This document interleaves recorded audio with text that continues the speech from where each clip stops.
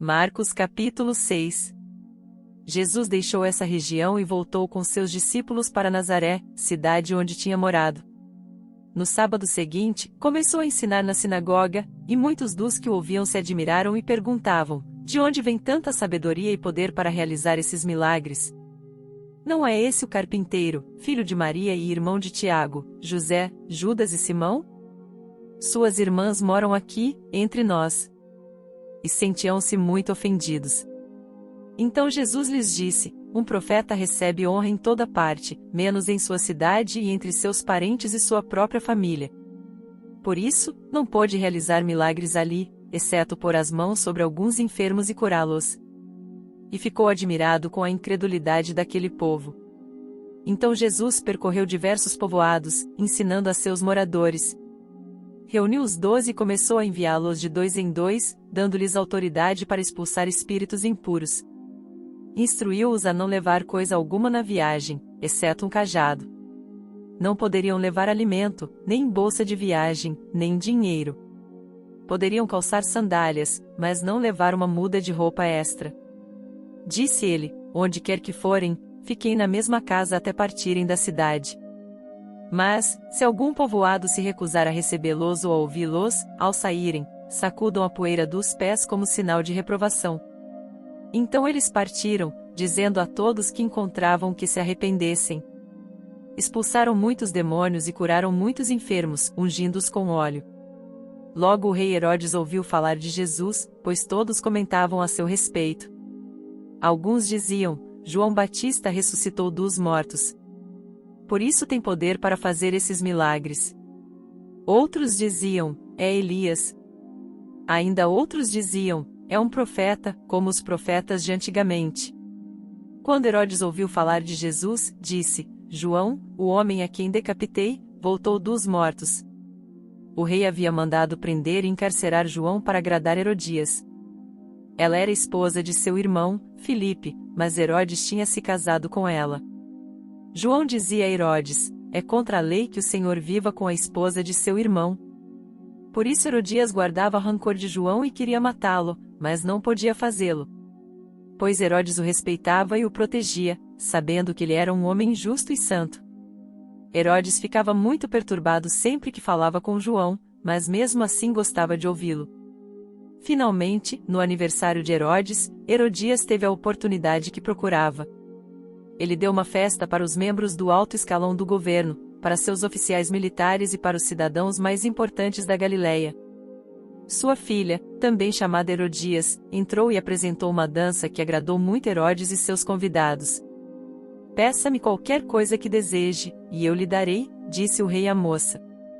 E prometeu, sob juramento: eu lhe darei o que pedir, até metade do meu reino. Ela saiu e perguntou à mãe: o que devo pedir? A mãe lhe disse: peça a cabeça de João Batista. A moça voltou depressa ao rei e disse: quero a cabeça de João Batista agora mesmo num prato. O rei muito se entristeceu com isso, mas, por causa do juramento que havia feito na frente dos convidados, não pôde negar o pedido. Assim, enviou no mesmo instante um carrasco com ordens de cortar a cabeça de João e trazê-la. Ele decapitou João na prisão. Trouxe a cabeça num prato e a entregou à moça, que a levou à sua mãe. Quando os discípulos de João souberam o que havia acontecido, foram buscar o corpo e o colocaram numa sepultura. Os apóstolos voltaram de sua missão e contaram a Jesus tudo o que tinham feito e ensinado. Jesus lhes disse: vamos sozinhos até um lugar tranquilo para descansar um pouco, pois tanta gente ia e vinha que eles não tinham tempo nem para comer. Então saíram de barco para um lugar isolado, a fim de ficarem a sós. Contudo, muitos os reconheceram e os viram partir, e pessoas de várias cidades correram e chegaram antes deles. Quando Jesus saiu do barco, viu a grande multidão e teve compaixão dela, pois eram como ovelhas sem pastor. Então começou a lhes ensinar muitas coisas. Ao entardecer, os discípulos foram até ele e disseram: este lugar é isolado, e já está tarde. Mande as multidões embora, para que possam ir aos campos e povoados vizinhos e comprar algo para comer. Jesus, porém, disse: providenciem vocês mesmos alimento para eles. Precisaríamos de muito dinheiro para comprar comida para todo esse povo, responderam. Quantos pães vocês têm? Perguntou ele. Vão verificar. Eles voltaram e informaram: 5 pães e 2 peixes. Então Jesus ordenou que fizessem a multidão sentar-se em grupos na grama verde. Assim, eles se sentaram em grupos de 50 e de 100. Jesus tomou os 5 pães e os 2 peixes, olhou para o céu e os abençoou. Então, à medida que ia partindo os pães, entregava-os aos discípulos para que os distribuíssem ao povo. Também dividiu os peixes para que todos recebessem uma porção. Todos comeram à vontade. E os discípulos recolheram 12 cestos com os pães e peixes que sobraram. Os que comeram foram 5.000 homens. Logo em seguida, Jesus insistiu com seus discípulos que voltassem ao barco e atravessassem o mar até Betsaida, enquanto ele mandava o povo para casa. Depois de se despedir de todos, subiu sozinho ao monte para orar. Durante a noite, os discípulos estavam no barco, no meio do mar, e Jesus, sozinho em terra.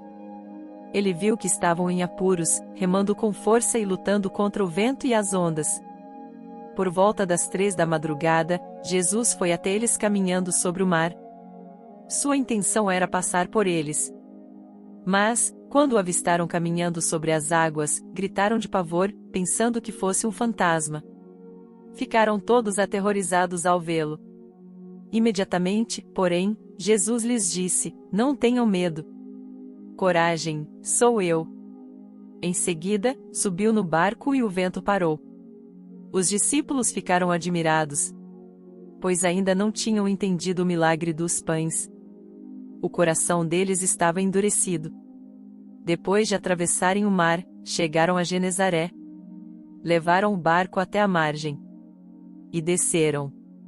As pessoas reconheceram Jesus assim que o viram. Quando ouviam que Jesus estava em algum lugar, corriam por toda a região, levando os enfermos em maçãs para onde sabiam que ele estava. Aonde quer que ele fosse, aos povoados, às cidades ou aos campos ao redor, levavam os enfermos para as praças. Suplicavam que ele os deixasse pelo menos tocar na borda de seu manto, e todos que o tocavam eram curados.